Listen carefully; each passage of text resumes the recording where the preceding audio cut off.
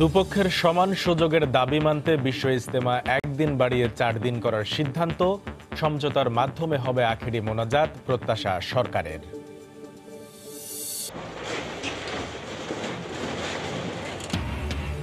চট্টগ্রামে কর্ণফুলীর দুপাড়ে দ্বিতীয় দিনে গুড়িয়ে দেয়া হলো অর্ধশতাধিক অবৈধ স্থাপনা। বুড়িগঙ্গা দখলমুক্ত করতে সপ্তাহে 3 দিন চলবে উচ্ছেদ অভিযান। দ্রুত মামলা নিষ্পত্তিতে পুলিশকে বিশেষ নজর দেওয়ার নির্দেশ প্রধানমন্ত্রীর। বললেন, দায়িত্ব পালনের সময় বাহিনীর সদস্যদের আচরণের বিষয়ে প্রশিক্ষণের ব্যবস্থা করা হবে। ঢাকা কলকাতা মৈত্রী এক্সপ্রেস ট্রেনে 1 বছর ধরে আসন প্রতি বাড়তি 68 টাকা গুনতে হচ্ছে যাত্রীদের। সদুত্তর নেই রেল কর্তৃপক্ষের কাছে। এবং রোহিঙ্গাদের নাগরিকত্ব পূর্ণ অধিকার দিয়ে ফিরিয়ে নেওয়া উচিত, ব্রিফিংয়ে অ্যাঞ্জেলিনা জোলি। উখিয়ায় রোহিঙ্গা ক্যাম্প পরিদর্শন।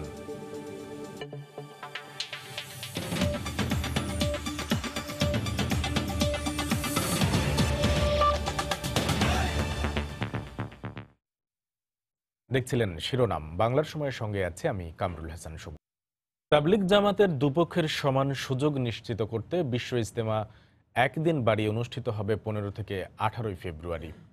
মঙ্গলবার বিকেলে সচিবালয়ে দুই পক্ষের সঙ্গে বৈঠক শেষে ধর্ম প্রতিমন্ত্রী জানান, আখেরি মোনাজাতের বিষয়ে দুই পক্ষ মিলে সিদ্ধান্ত নেবে। এছাড়া মাওলানা সাদ কান্দলভি অংশ নিচ্ছেন না বলেও জানানো হয়। গেল ডিসেম্বরে নেতৃত্ব নিয়ে কোন্দলের জেরে বিরোধে জড়িয়ে পড়েন তাবলিগ জামাতের দুপক্ষের অনুসারীরা। সংঘর্ষ এমন পর্যায়ে পৌঁছায় যে প্রাণ হারাতে হয় একজনকে। এই অবস্থায় এ বছরে ইজতেমা আয়োজনে বেশ কয়েক দফা দুপক্ষের সঙ্গে বৈঠক করেন স্বরাষ্ট্রমন্ত্রী ও ধর্ম প্রতিমন্ত্রী। সর্বশেষ 24 জানুয়ারি দুপক্ষের সম্মতিতে এক পর্বে 15 থেকে 17 ফেব্রুয়ারি 3 দিন ব্যাপী বিশ্ব ইজতেমার সিদ্ধান্ত নেওয়া হয়। এই সিদ্ধান্তের 12 দিন পর মঙ্গলবার বিকেলে আবারও দুপক্ষের সঙ্গে বৈঠকে বসেন ধর্ম প্রতিমন্ত্রী।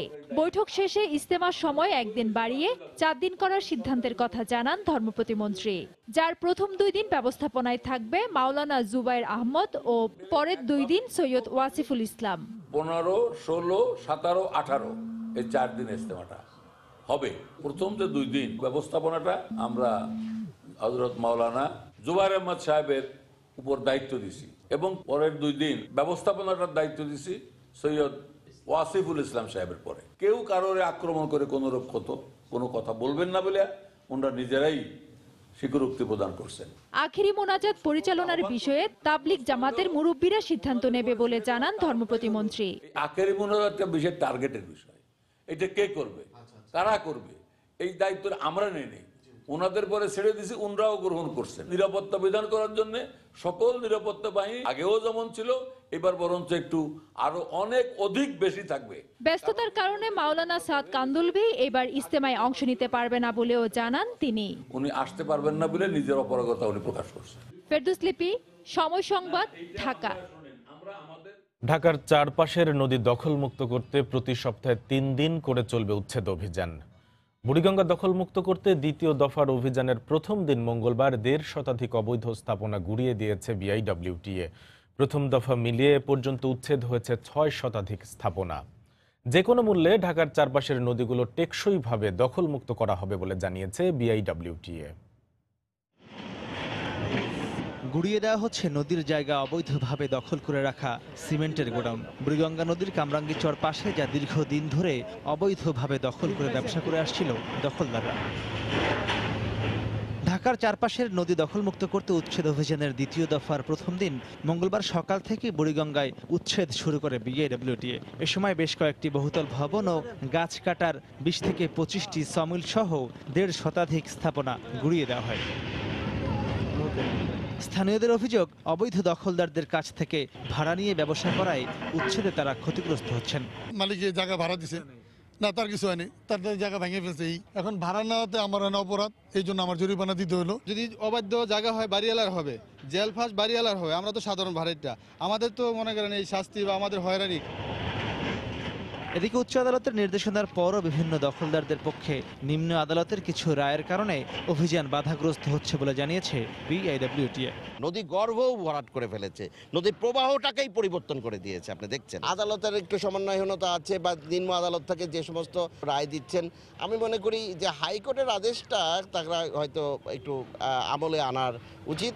না বুঝে নদীর জায়গা কিনে সেখানে স্থাপনা তৈরি করেন, তাহলে সরকার কিন্তু আইন অনুযায়ী সে তার জায়গা উচ্ছেদ করবে, সেটি স্বাভাবিক। উচ্ছেদ পরিদর্শনে এসে সংস্থাটির চেয়ারম্যান জানিয়েছেন, দখলমুক্ত করার পর নদীর পাড়ে খুব অল্প সময়ের মধ্যে ওয়াকওয়ে ও পরিবেশ বান্ধব পার্ক করে দেওয়া হবে। জাতির কাছে আমাদের অঙ্গীকার হচ্ছে এই নদীকে আবার নদীর জায়গায় ফিরিয়ে দেয়া, ঢাকাবাসীর জন্য এই এলাকায় বিনোদনের জন্য আসতে পারেন ভবিষ্যতে, সেই ক্ষেত্রটাকে প্রস্তুত করা।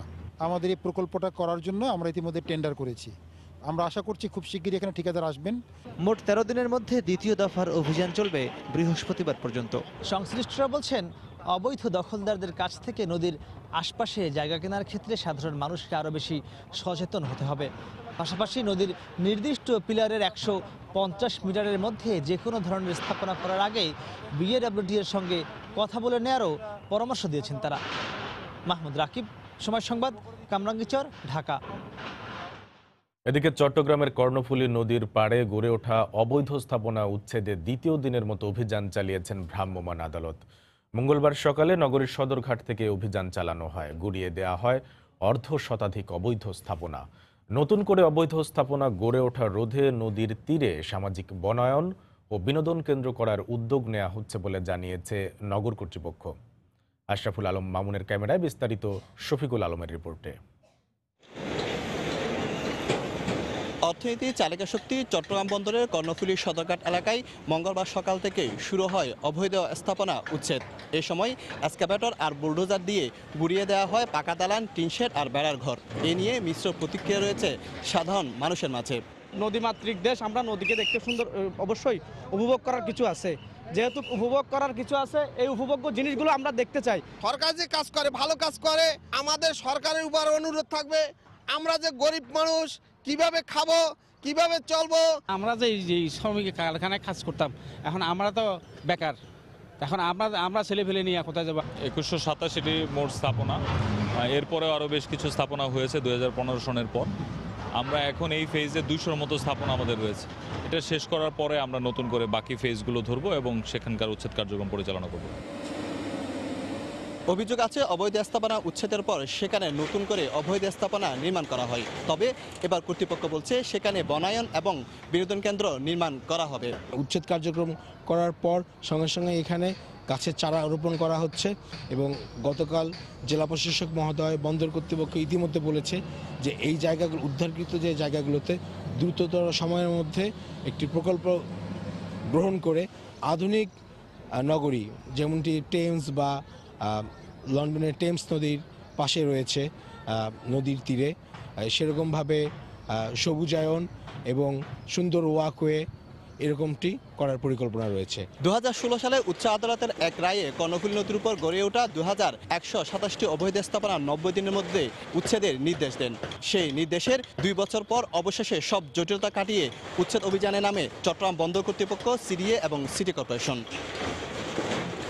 সবগুলো অবৈধ স্থাপনা উচ্ছেদ না হওয়া পর্যন্ত এই অভিযান অব্যাহত থাকবে বলে জানিয়েছে তারা। চট্টগ্রামের কর্ণফুলীর সদরঘাট থেকে শফিকুল আলম, সময় সংবাদ। চট্টগ্রামে কর্ণফুলী নদীর 2 তীরের অবৈধ স্থাপনা উচ্ছেদের কাজে গতি আনার জন্য অত্যাধুনিক যন্ত্রপাতির খোঁজে নেমেছে জেলা প্রশাসন। বিশেষ করে প্রথম 2 দিনে মাত্র 6টি যন্ত্র এবং 50 জন শ্রমিক দিয়ে প্রভাবশালীদের 80টি স্থাপনা গুড়িয়ে দেওয়ার পাশাপাশি উদ্ধার করা হয়েছে 4 একরের বেশি জায়গা। এতে দখলভোগীরা ক্ষিপ্ত হয়ে উচ্ছেদ প্রক্রিয়া বন্ধের জন্য জেলা প্রশাসনের শীর্ষ কর্মকর্তাদের হুমকি দিচ্ছে বলে অভিযোগ উঠেছে। বিস্তারিত জানাচ্ছেন কমল দে। সিটি কর্পোরেশন এবং সিডিএর মালিকানাধীন 6টি এক্সকাভেটর, বুলডোজার এবং পেলোডার দিয়ে 50 জন শ্রমিক একে একে গুড়িয়ে দিচ্ছে কর্ণফুলী নদীর 2 তীরে গড়ে ওঠা অবৈধ স্থাপনাগুলো। একদিকে যেমন বিরামহীনভাবে চলছে কর্ণফুলী নদীকে বাঁচানোর সংগ্রাম, অন্যদিকে চলছে উচ্ছেদ বন্ধের ষড়যন্ত্র। এমনকি নানাভাবে হুমকি দেওয়া হচ্ছে উচ্ছেদ কাজে সম্পৃক্ত কর্মকর্তাদের। তামিলুর রহমান আমাদের সহকারী কমিশনার ভূমি, ওকে সরাসরি থ্রেট করা হয়েছে। আমাকেও দু একজন ফোন দিয়েছে যে এটাতে যাতে কোনো ব্যত্যয় না ঘটে এরকম একটা বিষয় নিয়ে। আমরা আসলে সেটা কোনো আমলে নিচ্ছি না আমি, কারণ এরকম হুমকি দামকি আসবে এবং সচরাচর আইসেও থাকেন। এদিকে উচ্ছেদ বন্ধে মোবাইল ফোনে হুমকি দেওয়া একজনকে চিহ্নিত করেছে আইন শৃঙ্খলা বাহিনী। সে সাথে উচ্ছেদ কাজে সম্পৃক্ত কর্মকর্তাদের নিরাপত্তা নিশ্চিত করা হচ্ছে বলে জানিয়েছেন এ পুলিশ কর্মকর্তা। গোয়েন্দা তৎপরতা কন্টিনিউ করতেছি, যাতে যদি কেউ কোনো ধরনের বাধাগ্রস্ত করার পরিকল্পনাও করে থাকে আমরা যেন তা আগে থেকেই নস্যাৎ করে দিতে পারি। এই উচ্ছেদ অভিযানের সঙ্গে যারা জড়িত আছে তারা যদি আমাদের কাছ থেকে ব্যক্তিগত নিরাপত্তা চেয়ে থাকে আমরা এটা দিব, বাট কোনো ক্রমেই উচ্ছেদ অভিযান কেউ ব্যাহত করতে পারবে না। প্রয়োজনের তুলনায় অপ্রতুল যন্ত্রপাতি এবং সামান্য জনবল দিয়ে অনেকটা ম্যানুয়াল পদ্ধতিতে চলছে উচ্ছেদের কাজ। একটি স্থাপনা ভাঙতেই সময় লাগছে কয়েক ঘন্টা, অথচ অল্প সময়ে অপসারণ করতে হবে অবৈধ হিসেবে চিহ্নিত 2112টি স্থাপনা। ওরকম লং রেঞ্জের কোনো ইকুইপমেন্ট আমাদের থাকতো তাহলে আমাদের হয়তো কাজটা আরও বেশি দ্রুত আমরা এটা সম্পন্ন করতে পারতাম। এখানে পাওয়ার হ্যামারের প্রয়োজন হবে, তারপর আমার এখানে উপরে মানুষ পাঠানোর জন্য মানে এলিভেটেড যে ক্রেন আছে সেই এলিভেটেড ক্রেন লাগবে। চট্টগ্রাম সিটি কর্পোরেশন, সড়ক ও জনপথ বিভাগ এবং অন্যান্য বিভাগের কিন্তু যন্ত্রপাতিগুলি আছে। তাদের কাছ থেকে যন্ত্রপাতিগুলি যদি সংগ্রহ করে নিতে পারে তাহলে মনে হয় যে উৎখাতকে ত্বরান্বিত করতে পারবে। 2015 সালের একটি রিটের প্রেক্ষিতে উচ্চ আদালতের নির্দেশে চট্টগ্রাম জেলা প্রশাসন এই উচ্ছেদ প্রক্রিয়া চালিয়ে আসছে। আর উচ্ছেদ অভিযানের প্রথম দুদিনে 40টির বেশি স্থাপনা নিজেরাই সরিয়ে নিয়েছে মালিক পক্ষ। কমল দে, সময় সংবাদ, চট্টগ্রাম। ঢাকা কলকাতা মৈত্রী এক্সপ্রেস ট্রেনের যাত্রীরা প্রতিটি চেয়ার আসনের জন্য নিজেদের অজান্তেই বাড়তি দিচ্ছেন 68 টাকা। খোদ টিকিটের মূল ভাড়ার হিসেব না দিয়ে বাড়তি টাকাকেই দেখানো হচ্ছে আসল ভাড়া হিসেবে। এতে না বুঝেই প্রতারিত হচ্ছেন যাত্রীরা। অতিরিক্ত টাকা কোন খাতে নেওয়া হচ্ছে তা যেমন টিকিটে উল্লেখ নেই, তেমনি তা কোথায় জমা হচ্ছে সে বিষয়ে জানাতে পারেননি রেল কর্মকর্তারা। তবে বিষয়টি খতিয়ে দেখার আশ্বাস দিয়েছেন রেলমন্ত্রী। নাজমুস সালেহের প্রতিবেদন। কেবিন আর চেয়ার, এই দুই ক্যাটাগরিতে ঢাকা কলকাতা মৈত্রী এক্সপ্রেস ট্রেনের টিকিট বিক্রি করে কমলাপুর রেল স্টেশন। কেবিন প্রতি আসন 3400 আর চেয়ার প্রতি আসন 2500 টাকা। চেয়ার আসনের টিকিটের গায়ে লেখা হিসেব থেকে দেখা যায় ভাড়া ধরা হয়েছে 1680 টাকা, ভ্যাট বাবদ 252 টাকা আর ভ্রমণ কর বাবদ নেওয়া হচ্ছে 500 টাকা। উল্লেখিত এই তিন খাতের যোগফল 2432 টাকা হলেও টিকিটেই লেখা আছে 2500 টাকা। যোগটা কিভাবে ভুল করলো না কি করলো এটা আমরা বুঝতে পারতেছি না। জানতে চাইছি রেল কর্তৃপক্ষের কাছে যে বাড়তি টাকাটা কোথা থেকে দেখাচ্ছে। বাড়তি টাকা নেওয়ার ব্যাপারে কোনো কিছুই বলতে পারছেন না এই টিকিট বিক্রেতা। রেল ভবনে আলোচনা করলে ভালো হয়, বিষয়টা আসলে কি হয়েছে এটা ওনারা ভালো বলতে পারবে। সপ্তাহে 4 দিন ঢাকা কলকাতা যাত্রী বহন করে মৈত্রী এক্সপ্রেস। সেই হিসেবে বছরে চেয়ারের যাত্রী 59,904 জন। প্রতি আসনে 68 টাকা করে বেশি হলে এর পরিমাণ গিয়ে দাঁড়ায় বছরে 40 লাখেরও বেশি। বিপুল পরিমাণ এই টাকা কোন খাতে আদায় করা হচ্ছে কিংবা তা জমা হচ্ছে কোথায়, এমন প্রশ্নের উত্তর দিতে পারেননি রেলের ট্রাফিক বিভাগের পরিচালক মাহবুবুর রহমান ও মার্কেটিং বিভাগের উপপরিচালক কালীকান্ত ঘোষ। সবশেষে রেল সচিবের সাথে যোগাযোগ করা হলে তিনি বিষয়টি শুনেই রেগে ওঠেন। এটা নিয়ে আপনার এত উৎসাহ কেন? যে লোকটা জানতে চাচ্ছে সে নিশ্চয়ই কলকাতা যায় নিয়মিত টিকিট কাটে, সে জিজ্ঞেস করুক, তাহলে আমরা বলে দেবো অনেক দিচ্ছি, আমাদের কাছে একটা ব্যাখ্যা আছে, নাহলে এটা করে সেটাই কিছু জানতে ব্যাখ্যাটা এটা আপনি জানার দরকার নেই। আপনার কোনো প্রয়োজন আছে? আপনি কি প্যাসেঞ্জার? সচিব পরে ডেকে পাঠান রেলের অপারেশন বিভাগের উপপরিচালক মিয়া জাহানকে। তার কাছেও মেলেনি কোনো ব্যাখ্যা।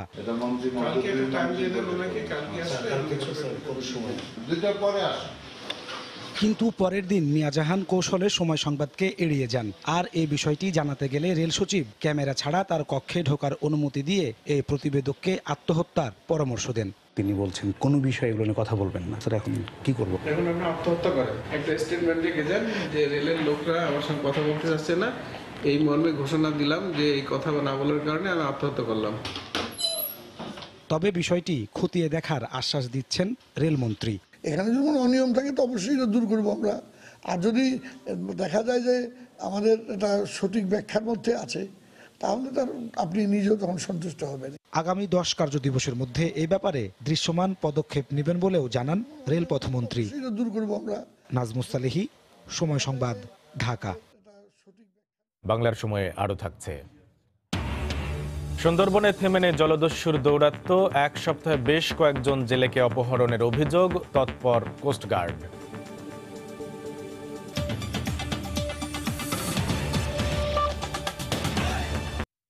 মামলা তদারকি ও যথাযথভাবে নিষ্পত্তিতে আলাদা ইউনিট গঠনের মতো বিশেষ ব্যবস্থা গ্রহণে পুলিশ বাহিনীকে নির্দেশ দিয়েছেন প্রধানমন্ত্রী শেখ হাসিনা। পুলিশ সপ্তাহ উপলক্ষে মঙ্গলবার প্রধানমন্ত্রীর কার্যালয়ে ঊর্ধ্বতন পুলিশ কর্মকর্তাদের উদ্দেশ্যে দেয়া ভাষণে একথা বলেন তিনি। প্রধানমন্ত্রী বলেন, জঙ্গিবাদ মোকাবিলা, সন্ত্রাস দমন সহ প্রতিটি ক্ষেত্রে পুলিশ সাফল্যের পরিচয় দিয়েছে। তবে প্রতিটি আলাদা ইউনিটের জন্য বিশেষায়িত প্রশিক্ষণ প্রতিষ্ঠান গড়ে তোলার তাগিদ দেন শেখ হাসিনা। বছরের শুরুতেই কাজের উৎসাহ বাড়াতে নিজেদের মূল্যায়ন এবং বছর জুড়ে দায়িত্ব পালনের পর দেশের বিভিন্ন স্থানে কর্মরত পুলিশ সদস্যদের একত্রিত করতেই আয়োজন করা হয় পুলিশ সপ্তাহ। সপ্তাহ জুড়ে নানা কর্মসূচির মধ্যে থাকে প্রধানমন্ত্রীর সাথে বাহিনীর ঊর্ধ্বতন কর্মকর্তাদের সাক্ষাৎ। সেখানেই পুলিশ সদস্যদের উদ্দেশ্যে দিক নির্দেশনামূলক বার্তা আসে সরকার প্রধানের তরফ থেকে। সেই ধারাবাহিকতায় মঙ্গলবার সকালে প্রধানমন্ত্রীর কার্যালয়ে পুলিশ বাহিনীর ঊর্ধ্বতন কর্মকর্তাদের সঙ্গে বৈঠকে যোগ দেন প্রধানমন্ত্রী। বৈঠকে প্রধানমন্ত্রী বিভিন্ন ধরনের অপরাধ দমনে পুলিশের ভূমিকার প্রশংসা করে বলেন, কার্যকরভাবে জঙ্গিবাদ নিয়ন্ত্রণ করতে হলে প্রশিক্ষণের কোনো বিকল্প নেই। গুরুত্ব আরোপ করেন সাইবার অপরাধ মোকাবিলাতেও। জঙ্গিবাদ, সন্ত্রাস এটা কিন্তু বাংলাদেশের এটা সারা বিশ্বব্যাপী একটা সমস্যা, কিন্তু আমাদের দেশে আমরা অন্তত জঙ্গিবাদ নিয়ন্ত্রণ করতে সম্ভব আমরা করতে পেরেছি। গোয়েন্দা নজরদারিও যেমন বাড়াতে হবে, পাশাপাশি এই ধরনের একটা স্ট্র্যাটেজি নিয়েই সবসময় আমাদের আরো ট্রেনিং এর দরকার এবং প্রস্তুত থাকা দরকার। মামলা দ্রুত নিষ্পত্তি করতে পুলিশকে আরও সক্রিয় হওয়ার নির্দেশ দেন প্রধানমন্ত্রী।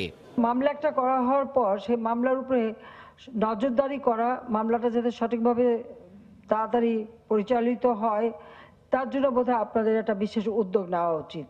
যে আপনাদের পক্ষ থেকে একটা টিমই থাকা উচিত, যে আপনারা যে মামলাগুলি করলেন সেই মামলার ভাগ্যগুলি কি হলো, সেগুলি মামলাগুলি চললো কি না। কারণ অনেক সময় দেখা যায় যে এফআইআর করে ফেলে রাখা হয়েছে, সাক্ষী নিয়ে আসা, সে মামলাগুলি করা, সেটা কিন্তু করা হচ্ছে না ঠিকমতো। শিল্প, পর্যটন সহ বিভিন্ন খাতে কর্মরত পুলিশ সদস্যদের বিশেষায়িত প্রশিক্ষণের জন্য আলাদা প্রতিষ্ঠান গঠনের পরিকল্পনার কথাও তুলে ধরেন শেখ হাসিনা। দায়িত্ব এবং কর্তব্য পালনরত অবস্থায় কোথায় কোন ধরনের পুলিশের আচার আচরণ, ব্যবহার বা কার্যক্রম অথবা তাৎক্ষণিক দ্রুত অ্যাকশনে যেতে হবে, এর উপরে বিশেষায়িত ট্রেনিং এর বেশি প্রয়োজন বলে আমি মনে করি। না চাইতেও পুলিশ বাহিনীর অনেক সমস্যা বর্তমান সরকার সমাধান করেছে জানিয়ে পুলিশকে জনবান্ধব হয়ে কাজ করার নির্দেশ দেন প্রধানমন্ত্রী। পুলিশকে হতে হবে জনবান্ধব পুলিশ, যেটা জাতির পিতা নির্দেশ দিয়ে গেছেন।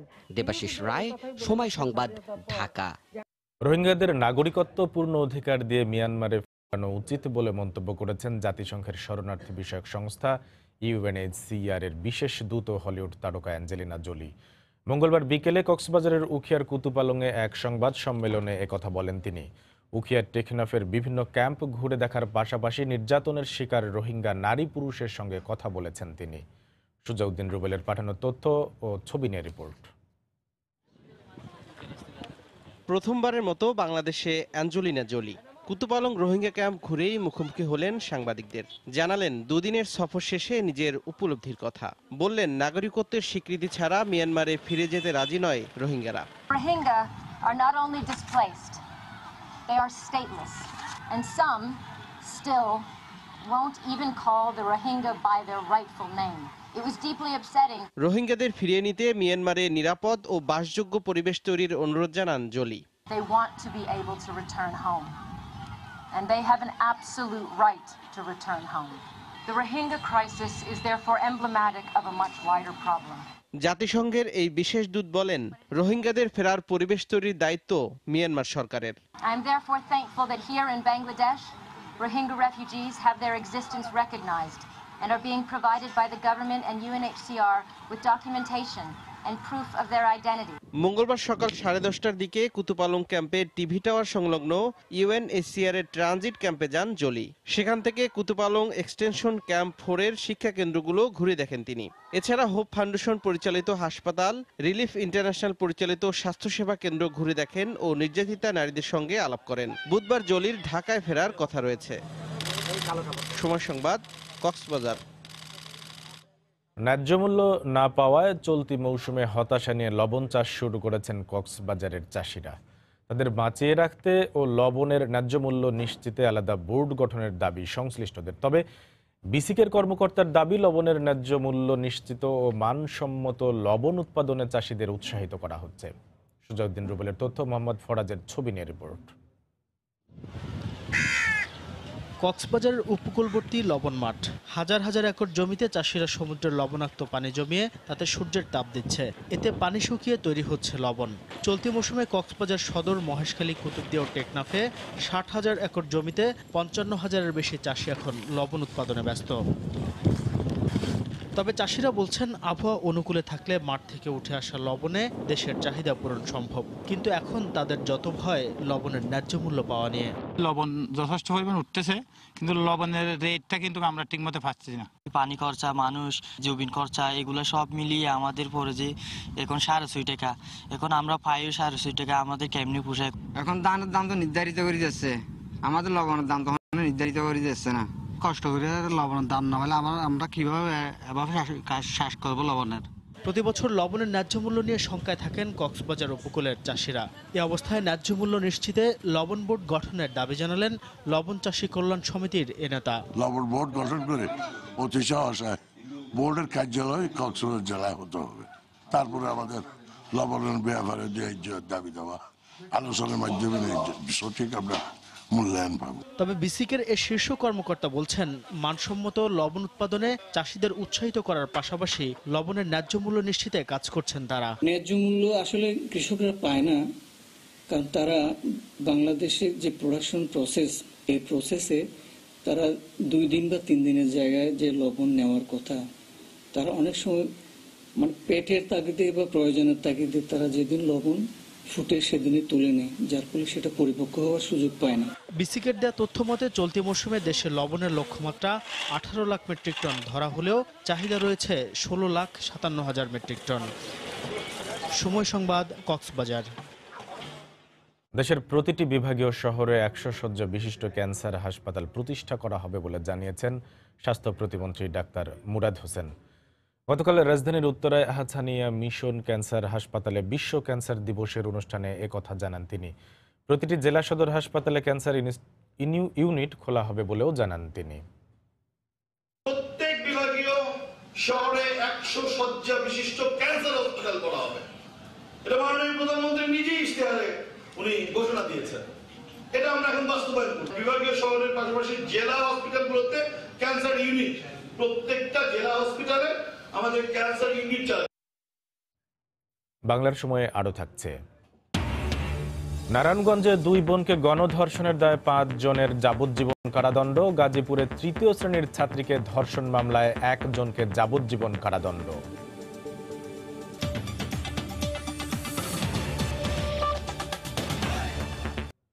জলদস্যু আত্মসমর্পণে সরকারের বিশেষ উদ্যোগ নেয়ার পরও থেমে নেই তাদের দৌরাত্ম্য।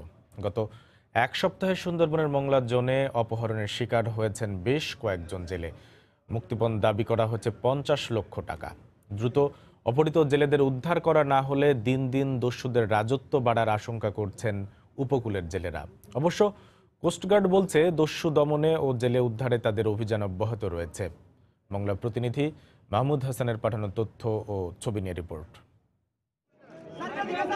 2018 সালের 1 নভেম্বর 6টি বাহিনীর 54 জন দস্যু, 58টি অস্ত্র ও 33,351 রাউন্ড গোলাবারুদ সহ র্যাবের কাছে আত্মসমর্পণ করে। এর মধ্য দিয়ে সুন্দরবনকে দস্যুমুক্ত ঘোষণা করেন প্রধানমন্ত্রী শেখ হাসিনা।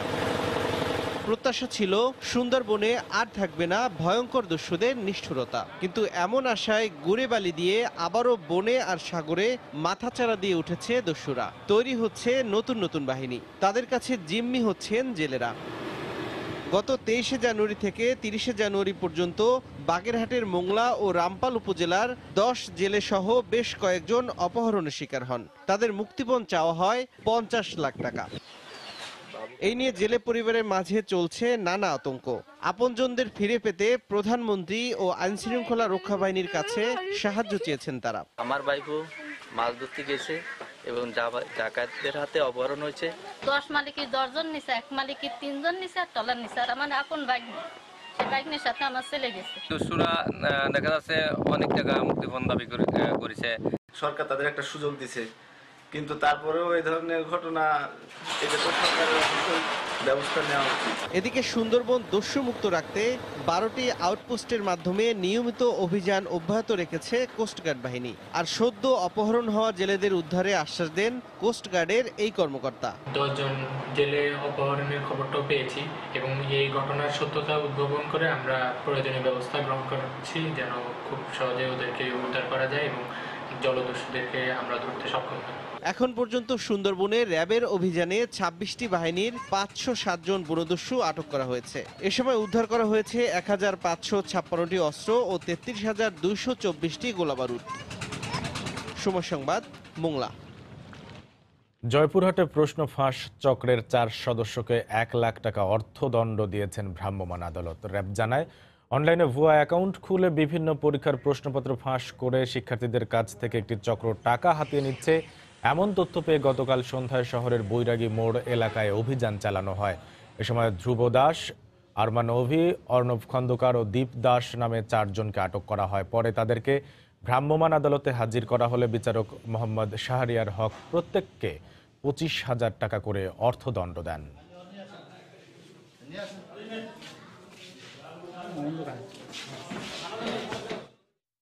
প্রায় 30 বছর আগে টাঙ্গাইলের সখীপুরে উপকারাগার স্থাপন করা হলেও আজ পর্যন্ত কারাগারটি কোনো কাজেই লাগেনি।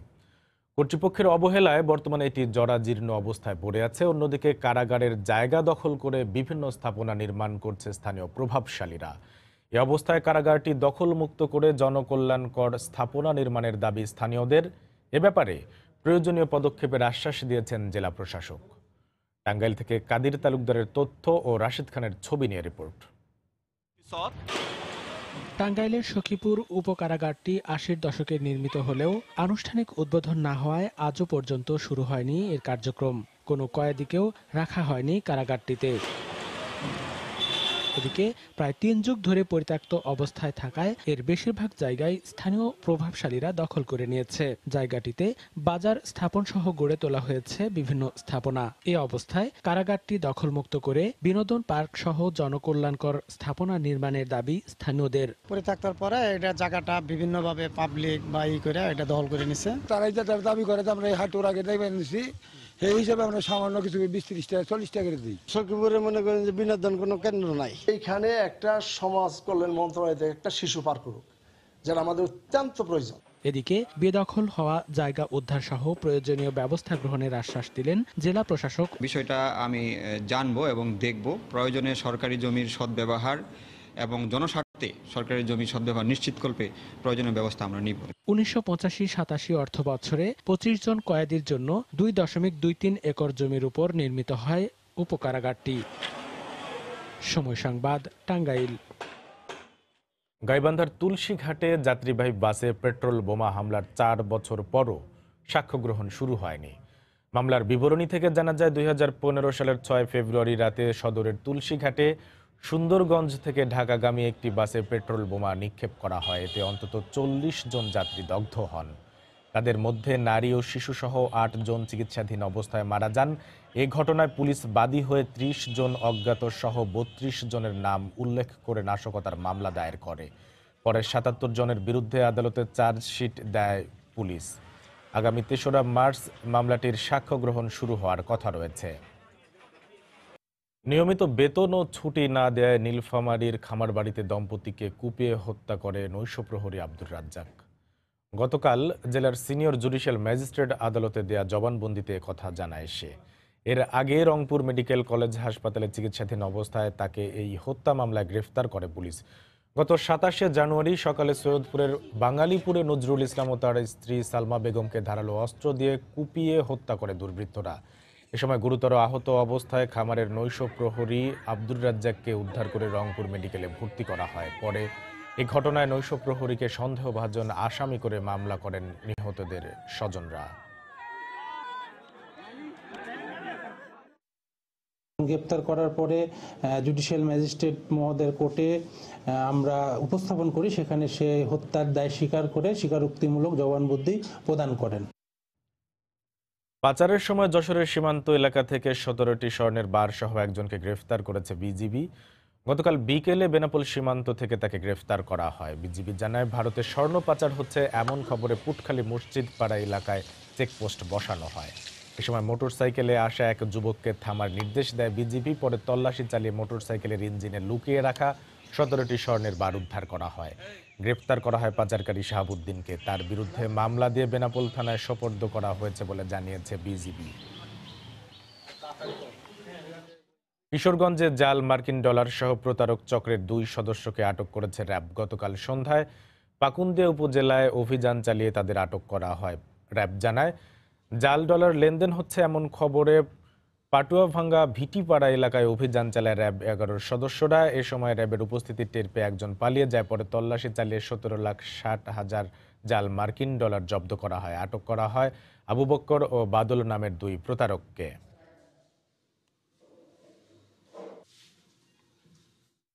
নারায়ণগঞ্জে একটি স্কুলের ম্যানেজিং কমিটি গঠনকে কেন্দ্র করে দ্বন্দ্বের জেরে প্রধান শিক্ষককে মারধরের অভিযোগ উঠেছে। একই স্কুলের 4র্থ শ্রেণীর এক কর্মচারীকে লাঞ্ছনার পাল্টা অভিযোগ উঠেছে প্রধান শিক্ষকের বিরুদ্ধে। পুলিশ জানায়, সোমবার দুপুরে ফতুল্লার দাপা আদর্শ উচ্চ বিদ্যালয়ের প্রধান শিক্ষক আহসান হাবিবকে রাজধানীর মতিঝিলে একটি অফিসে ডেকে নিয়ে মারধর করে সিরাজুল ইসলাম ও তার সহযোগীরা। এরপর তাকে স্কুলের কর্মচারী ফখরুলের বাসায় আটকে রেখে দ্বিতীয় দফায় মারধর এবং অস্ত্রের মুখে জিম্মি করে সাদা কাগজে স্বাক্ষর নেওয়া হয় বলে অভিযোগ করেন প্রধান শিক্ষক। এদিকে প্রধান শিক্ষকের বিরুদ্ধে বলাৎকারের পাল্টা অভিযোগ করেছেন ফখরুল। এ ঘটনা তদন্তে জিজ্ঞাসাবাদের জন্য প্রধান শিক্ষক ও কর্মচারীকে আটক করেছে পুলিশ।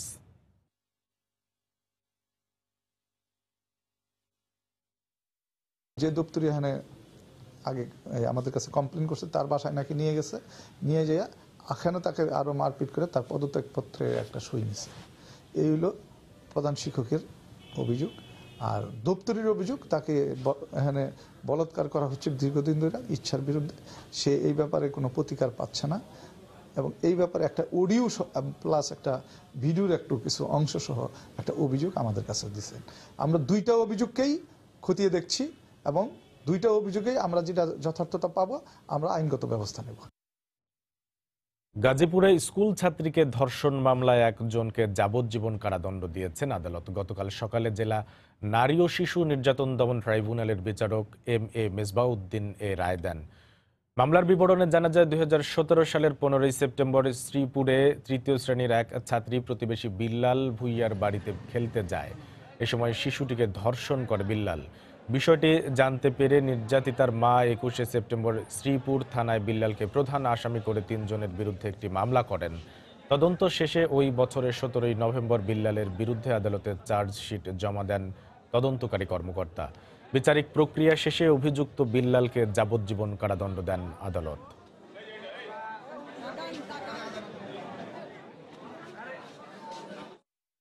ধর্ষণ করার অপরাধে আসামি বিল্লাল ভুঁইয়াকে আজকে গাজীপুর জেলা নারী ও শিশু নির্যাতন দমন ট্রাইব্যুনাল যাবজ্জীবন কারাদণ্ড এবং 50,000 টাকা জরিমানা অনাদায়ে আরও 6 মাসের সশ্রম কারাদণ্ড দিয়েছেন। নারায়ণগঞ্জে 2 বোনকে গণধর্ষণের মামলায় 5 জনকে যাবজ্জীবন কারাদণ্ড দিয়েছেন আদালত। গতকাল বিকেলে জেলা নারী ও শিশু নির্যাতন দমন ট্রাইব্যুনালের আদালতের বিচারক মোহাম্মদ শাহিন উদ্দিন এ রায় দেন। একই সঙ্গে প্রত্যেককে 1 লাখ টাকা করে জরিমানা করা হয়। মামলার বিবরণে জানা যায়, 2010 সালের 28 মে সোনারগাঁওয়ে চাচার বাড়িতে বেড়াতে আসেন 2 বোন। এ সময় তাদের একটি বাগানে তুলে নিয়ে ধর্ষণ করে শাহ আলম, খোকন, এমদাদ, ইকবাল, জিয়া ও নুরুল ইসলাম। এ ঘটনায় নির্যাতিতারা বাদী হয়ে 6 জনকে আসামি করে সোনারগাঁও থানায় একটি মামলা করেন। পরে অভিযান চালিয়ে শাহ আলমকে গ্রেফতার করে পুলিশ। বাকি আসামিরা এখনো পলাতক রয়েছে। দোষ প্রমাণ না হওয়ায় নুরুল ইসলামকে বেকসুর খালাস দেওয়া হয়। পঞ্চগড়ে ইট ভাটায় অভিযান চালিয়ে ড্রাম চিমনি ধ্বংস ও মালিককে জরিমানা করেছেন ভ্রাম্যমাণ আদালত। গতকাল দুপুরে সদরের খানপুকুর এলাকায় এই অভিযান চালানো হয়। এতে নির্বাহী ম্যাজিস্ট্রেট সুবল চাকমার নেতৃত্বে পুলিশ ও ফায়ার সার্ভিসের একটি দল অভিযানে যায়। এ সময় নিষেধাজ্ঞা অমান্য করে ড্রাম চিমনি ব্যবহার করা ইট ভাটার মালিককে 40,000 টাকা জরিমানা করা হয়। একই সঙ্গে ড্রাম চিমনি ভেঙে ফেলা হয়।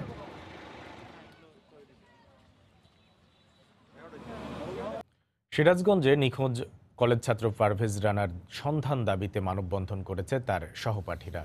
গতকাল সকালে শহরের মুজিব সড়কে মানববন্ধন করা হয়। এতে ব্যানার নিয়ে নিখোঁজ রানার বাবা মা সহ শতাধিক শিক্ষার্থী অংশ নেন। এ সময় রানার সন্ধান দাবি করেন তারা। গত 28শে জানুয়ারি বিকেলে সিরাজগঞ্জ কালেক্টরেট স্কুল অ্যান্ড কলেজের একাদশ শ্রেণীর শিক্ষার্থী পারভেজ রানাকে মুঠোফোনে বাড়ি থেকে ডেকে নেয় তার বন্ধুরা। এরপর থেকে নিখোঁজ রয়েছে সে। আওয়ামী লীগ নেতা সুরঞ্জিত সেনগুপ্তের দ্বিতীয় মৃত্যুবার্ষিকীতে সুনামগঞ্জে তার সমাধিতে ফুল দিয়ে শ্রদ্ধা জানিয়েছেন দলের নেতাকর্মীরা। গতকাল সকালে দিরাই উপজেলা আওয়ামী লীগ কার্যালয় থেকে একটি শোক র্যালি বের করা হয়। শহরের বিভিন্ন সড়ক প্রদক্ষিণ করে একই স্থানে গিয়ে শেষ হয়। পরে তার সমাধিতে ফুল দিয়ে শ্রদ্ধা জানান আওয়ামী লীগ নেতাকর্মীরা। গ্রন্থাগারে বই পড়ি, আলোকিত মানুষ গড়ি, এই প্রতিপাদ্যে দেশের বিভিন্ন স্থানে জাতীয় গ্রন্থাগার দিবস পালিত হয়। গতকাল সকালে ময়মনসিংহ জেলা প্রশাসকের কার্যালয়ের সামনে থেকে একটি শোভাযাত্রা বের করা হয়। শহরের বিভিন্ন সড়ক প্রদক্ষিণ করে আবারও জেলা কার্যালয়ের সামনে গিয়ে শেষ হয়। পরে সংকল্প সাহিত্য পরিষদের উদ্যোগে শিক্ষার্থীদের বই উপহার দেওয়া হয়।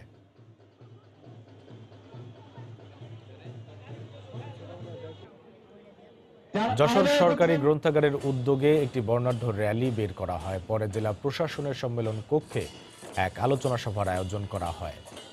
এছাড়া ঝিনাইদহ, সুনামগঞ্জ, নারায়ণগঞ্জ, মৌলভীবাজার, খাগড়াছড়ি, নেত্রকোনা, পিরোজপুর ও নীলফামারীতেও নানা আয়োজনে জাতীয় গ্রন্থাগার দিবস পালিত হয়। জাতীয় সংসদ নির্বাচনের জন্য প্রাকৃতিক সৌন্দর্যের রানী রাঙ্গামাটিতে নভেম্বর-ডিসেম্বর জুড়ে তেমন একটা দেখা মেলেনি পর্যটকদের। তবে বছরের শুরুতেই স্থবিরতা কাটিয়ে পর্যটকদের ভিড় বাড়তে থাকায় দারুণ খুশি পর্যটন সংশ্লিষ্টরা। টুরিস্ট পুলিশ বলছে পর্যটকদের জন্য নেওয়া হয়েছে পর্যাপ্ত নিরাপত্তা ব্যবস্থা। রাঙ্গামাটি প্রতিনিধি হেফাজত সবুজের তথ্য ও ছবি নিয়ে রিপোর্ট। প্রতি বছর অক্টোবর থেকে মার্চ পর্যন্ত পার্বত্য জেলা রাঙ্গামাটিতে পর্যটকরা ভিড় করেন। এই পর্যটকদের উপর নির্ভর করে এখানে গড়ে উঠেছে শতাধিক পর্যটক সংশ্লিষ্ট ব্যবসা প্রতিষ্ঠান। কিন্তু একাদশ সংসদ নির্বাচনের কারণে পর্যটকদের ভরা মৌসুমেও দেখা মিলছিল না পর্যটকদের। নতুন বছরে পর্যটকরা রাঙ্গামাটিমুখী হওয়ায় হাসি ফুটেছে ব্যবসায়ীদের মুখে। একটু কমে গেছিল পর্যটক, এখন নতুন করে সবাই আবার আসা আরম্ভ হয়েছে আর কি। আমরা ভালোই সারা পাচ্ছি। পর্যটকরা রাঙ্গামাটিতে ঘুরতে এসে প্রাকৃতিক সৌন্দর্য দেখে তাদের মুগ্ধতার কথা জানান। প্রথমবার এসেছি, এসে অনেক ভালো লাগছে আমার। এখানে অসাধারণ মনোরম দৃশ্য, এখানে অনেক সুন্দর দৃশ্য। আম্মুর সাথে এসে আমার অনেক ভালো লাগলো। রাঙ্গামাটি সম্পর্কে যতটুকু শুনছি কিন্তু দেখে তার থেকে বেশি অনুভব করতে চাচ্ছি প্রকৃতির সৌন্দর্যটা কতটুকু। পর্যটকরা যাতে নির্বিঘ্নে ঘুরে বেড়াতে পারে সেই জন্য পর্যাপ্ত ব্যবস্থা নিয়েছে টুরিস্ট পুলিশ। পর্যটকের নিরাপত্তার জন্য টুরিস্ট পুলিশ রাঙ্গামাটি জোন থেকে আমাদের যতটুকু সম্ভব নিরাপত্তা দেব, নির্বিঘ্নে তারা বিভিন্ন স্পটে ঘুরতে পারবে।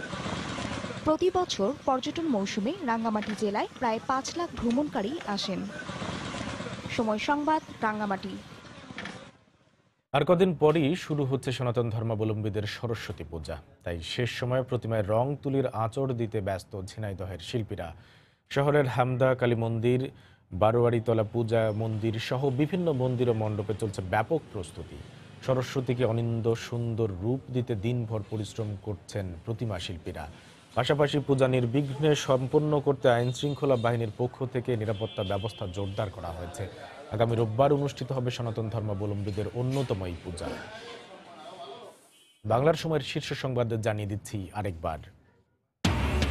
দুপক্ষের সমান সুযোগের দাবি মানতে বিশ্ব ইজতেমা 1 দিন বাড়িয়ে 4 দিন করার সিদ্ধান্ত। সমঝোতার মাধ্যমে হবে আখিরি মোনাজাত, প্রত্যাশা সরকারের।